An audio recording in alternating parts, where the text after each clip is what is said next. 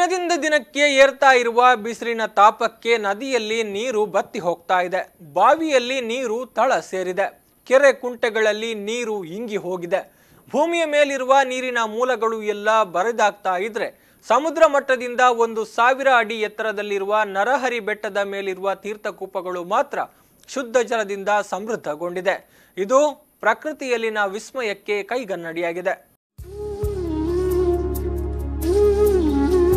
ಬಂಟ್ವಾಳ ತಾಲೂಕಿನ ಪಾಣೆಮಂಗಳೂರು ಸಮೀಪದಲ್ಲಿರುವ ನರಹರಿ ಪರ್ವತ ಜಿಲ್ಲೆಯ ಪ್ರಸಿದ್ಧ ಪುಣ್ಯಕ್ಷೇತ್ರ ಹಾಗೂ ಪ್ರೇಕ್ಷಣೀಯ ಸ್ಥಳಗಳಲ್ಲಿ ಒಂದು. ಸಮುದ್ರ ಮಟ್ಟದಿಂದ 1000 ಅಡಿ ಎತ್ತರದಲ್ಲಿರುವ ಈ ಬೆಟ್ಟದ ಮೇಲೆ ಶ್ರೀ ಸದಾಶಿವ ದೇವರ ಗುಡಿ ಇದೆ. ಪ್ರಕೃತಿ ರಮಣೀಯ ಸ್ಥಳ ಇದಾದ್ರೂ ವರ್ಷ ಪೂರ್ತಿ ನೀರಿನಿಂದ ತುಂಬಿಕೊಂಡಿರುವ ಇಲ್ಲಿನ ತೀರ್ಥ ಬಾವಿಗಳಿಂದಾಗಿ ಈ ಕ್ಷೇತ್ರ ಹೆಚ್ಚು ಮಹತ್ವವನ್ನ ಪಡೆದುಕೊಂಡಿದೆ.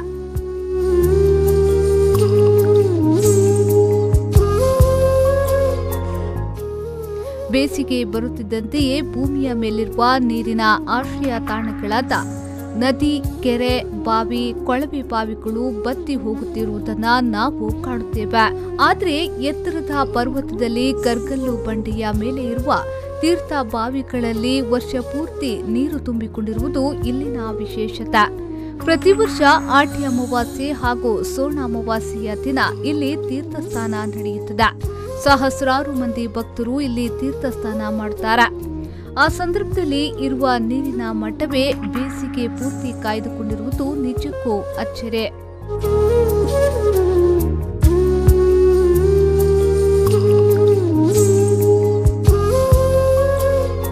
ಇಲ್ಲಿನ ಗದಾತೀರ್ಥದ ನೀರನ್ನ ದೇವರ ಅಭಿಷೇಕಕ್ಕೆ, ಕುಡಿಯಲು, ದೇವಸ್ಥಾನದ ನಿತ್ಯ ಬಳಕೆಗೆ ಉಪಯೋಗಿಸಲಾಗುತ್ತದೆ.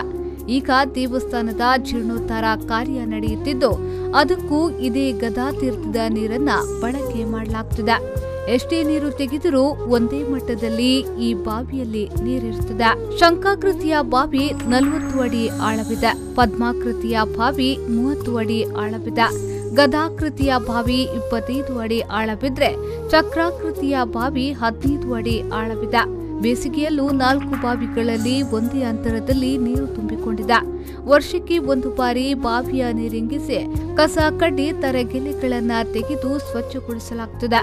ಮತ್ತೆ ಅದೇ ರೀತಿ ನೀರು ತುಂಬಿಕೊಳ್ಳುತ್ತದೆ. ಇಲ್ಲಿರುವ ಬಾವಿಗಳು ಶಂಖ, ಚಕ್ರ, ಪದ್ಮ, ಗದೆಗಳ ಆಕಾರದಲ್ಲಿ ಇರುವುದು ಆಶ್ಚರ್ಯ ಮೂಡಿಸಿದ್ರೆ ವರ್ಷ ಪೂರ್ತಿ ನೀರಿನಿಂದ ಸಮೃದ್ಧಗೊಂಡಿರುವುದು ಇಲ್ಲಿನ ದೈವಿಕತೆಯನ್ನ ಪ್ರತಿಬಿಂಬಿಸುತ್ತದೆ. ಸಂದೀಪ್ ಸಾಲ್ಯಾನ್, ವಿ4 ನ್ಯೂಸ್ 24/7 ಬಂಟ್ವಾಳ.